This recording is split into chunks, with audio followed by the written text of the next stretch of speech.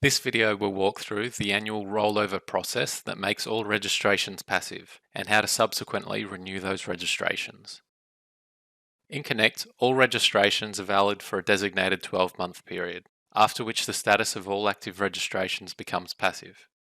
This helps your association track who your current participants are. This designated 12-month period is referred to as your national period and can be configured by the support team to best suit your association. Your national period should begin before the start of your earliest competitions and end after the conclusion of your latest competitions. For example, if your competitions normally start in March and end in October, it will be good for your national period to be from January to December.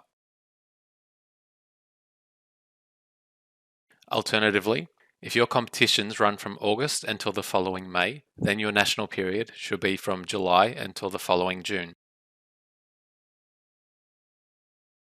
Every year, at the conclusion of your national period, the support team will perform rollover, which consists of 2 stages.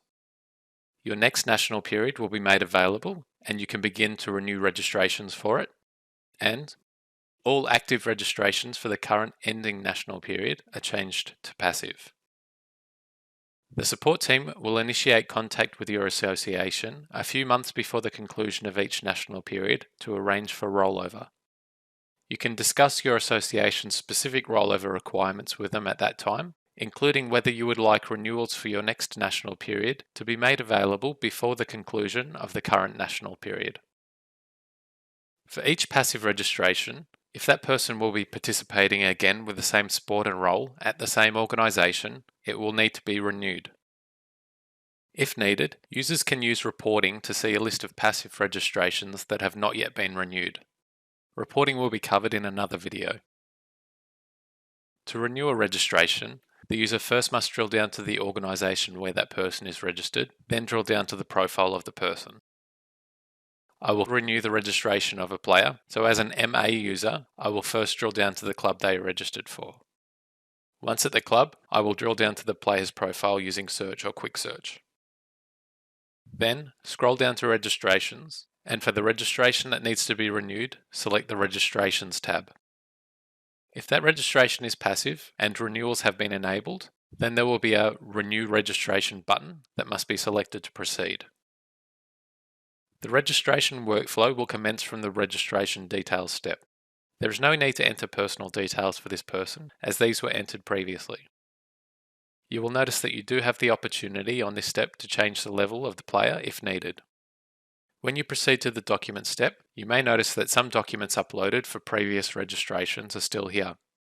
These can be replaced if they are no longer relevant or valid. Proceed through to the summary, then review the details and submit the registration. The status of this registration will remain pending until it is approved by the association.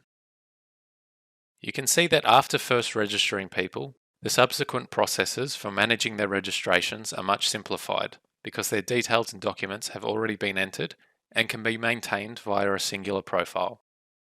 The more you use Connect, the easier it becomes in future seasons. That concludes this segment of the training program.